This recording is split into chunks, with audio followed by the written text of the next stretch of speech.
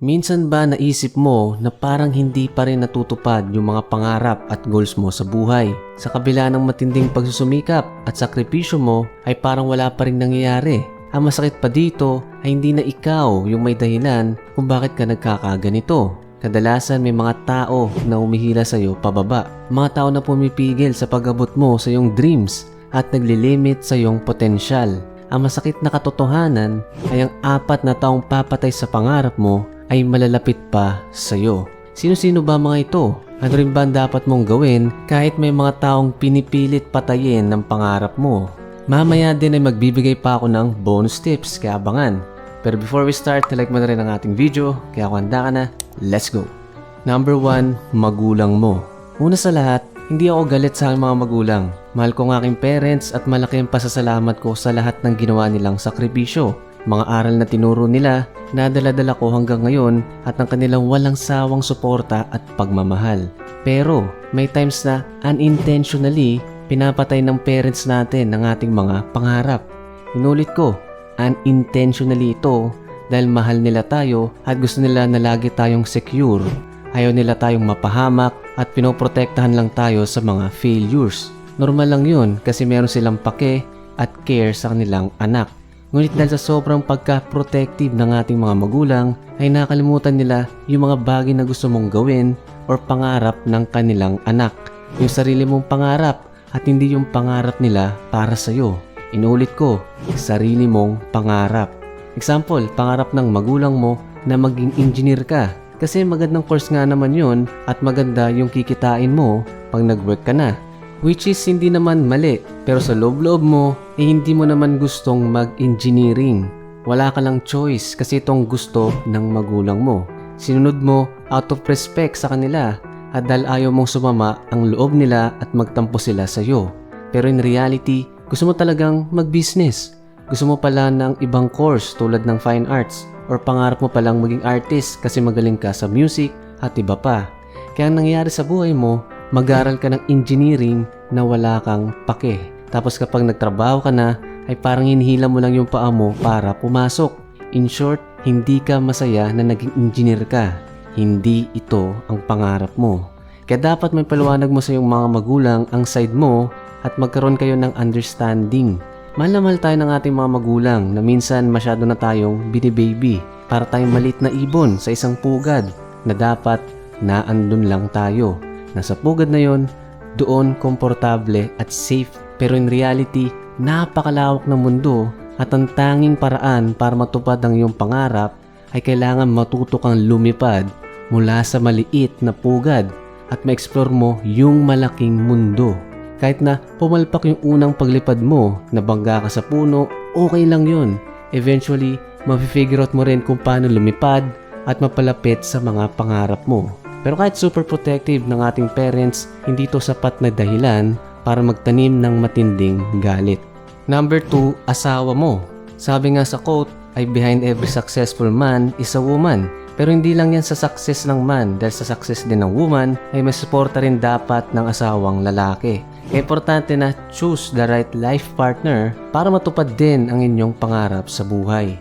Malaking factor ang partner mo sa magiging takbo ng iyong buhay. Dapat yung partner mo will support your dreams and goals at ganun ka rin sa kanya.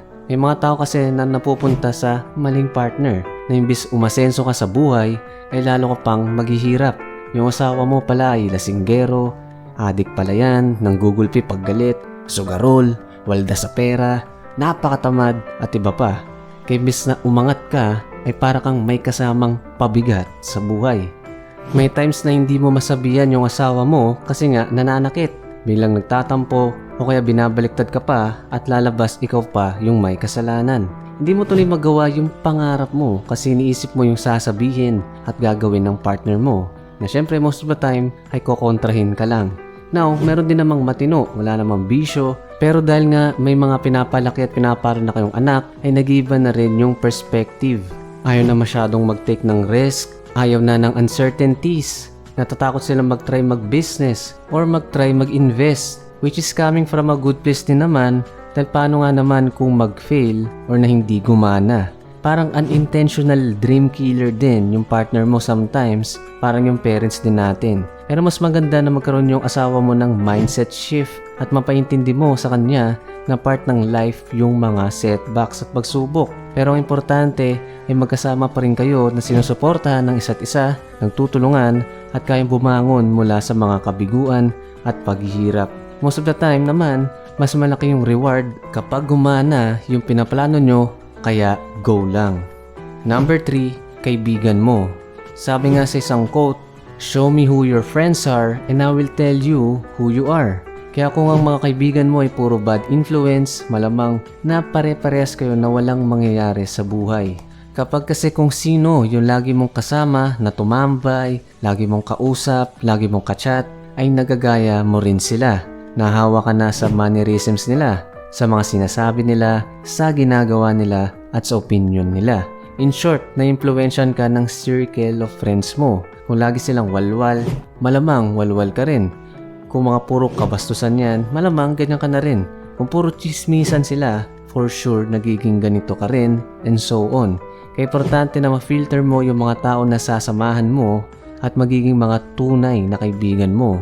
Dahil mga tunay na kaibigan mo, tutulungan ka na maabot yung pangarap mo. Sila yung mga tao na susuporta sa'yo sa mga panahon na walang naniniwala sa'yo. Sila yung bibili sa malit mong negosyo. Sila yung mag-cheer sa'yo kapag down ka. At kung papalarin ka, sila pa yung magiging partner mo sa tagumpay. Huwag mo hayaan na hilahin ka pababa ng mga bad influence sa buhay mo. Huwag mo hayaan na ipamukha nila sa'yo na wala kang mararating at hindi matutupad ang mga goals mo sa buhay. Learn to connect sa right people. Hanapin mo yung mga tunay na kaibigan na nandyan palagi sa likod mo kahit nasa baba ka pa. Number 4, sarili mo. Ang papatay sa pangarap mo ay yung taong kaharap mo ngayon sa salamin. Oo, ikaw mismo. Dahil lagi mong pinapakinggan yung opinions at expectations ng iba sa'yo. Yung feelings at sasabihin din ng mga taong nasa paligid mo. Kadalasan naman ay mga bad habits at negative thinking mo ang pumapatay sa potential mo na maging malupit sa buhay. Wala kang disiplina, lagi kang distracted sa social media. Puro ka panonood ng mga babaeng nagtitiktok. Puro ka games. Wala kang consistency. Lagi kang takot na mag-take ng risk. Masyado kang indecisive. Imbis mag-take ka ng action. Puro ka bisyo, sugal, wala kang kontrol sa pera, at iba pang ginagawa mo na posibleng hindi mo napapansin ay unti-unting pumapatay sa mga pangarap mo. May times din na puro ka lang dasal, puro ka lang manifest, puro ka lang basa at research, pero hindi ka naman kumikilos. Kaya wala rin talagang mangyayari. Parang sinasadya mo na ito para umiwas sa responsibility at mag-execute. Ang masakit na katotohanan ay ikaw mismo ang pipigil sa pag-abot mo sa iyong mga pangarap. Kaya kailangan na maging aware ka at ma-realize mo na kailangan mo magbago kahit step by step muna. Minsan lang tayo mabubuhay sa mundo. Himala nga na nabuhay tayo. Tapos hindi mo pa kikilusan ang pangarap mo. Okay, bonus, environment. May epekto din yung toxic o negative na environment na kinalakihan mo. Kung yung bahay mo ay magulo, puro away, sigawan, puro inuman, at puro sugalan, na minsan nakala mo ito ang normal na dapat ginagawa. Nasasanay ka na sa ganyan or minsan mas lalo kang napanghihinaan ng loob kasi parang wala ng pag-asa ang buhay mo. Kasi ang mga nasa surroundings mo ay puro mga tambay, adik at mga pasaway. Pero dalawa naman ang nagiging bunga nito. Una, isang tao na gustong makalis sa ganitong sitwasyon at gawin yung kabaliktaran ng mga nakalakihan at nakaugalian niya. Kumbaga, nagagawa niyang mai-reprogram yung kanyang mindset at nakasanayan. Pangalawa, na maging tao na magpapasakop sa ganitong walang pag-asenso na environment. Kaya make sure na i-goal mo na makalis dito dahil malaki din ang factor nito sa pagtupad mo sa iyong mga pangarap. Kailangan mong pilitin na maka-move out sa kahit anong paraan para may magbago sa buhay mo. Kahit pa may mga tao at kaibigan na mawawala sa iyong buhay. Sila kasi ayaw nilang umangat ka. Gusto nila na same level lang kayo habang buhay or mas lower ka pa sa kanila. Kaya naman dapat na ugaliin mong mag-make ng decisive action at huwag kang puro inaction. ipurso mo lang yung dreams mo sa buhay. Mag-commit ka at maging 100% na passionate dito or higit pa dahil for sure na one step ka na sa pangarap mo. Kaya in summary, itong 4 na tao na papatay ng pangarap mo sa buhay. Number 1, magulang mo. Number 2, asawa mo. Number 3, kaibigan mo. Number 4, sarili mo. At bonus, environment.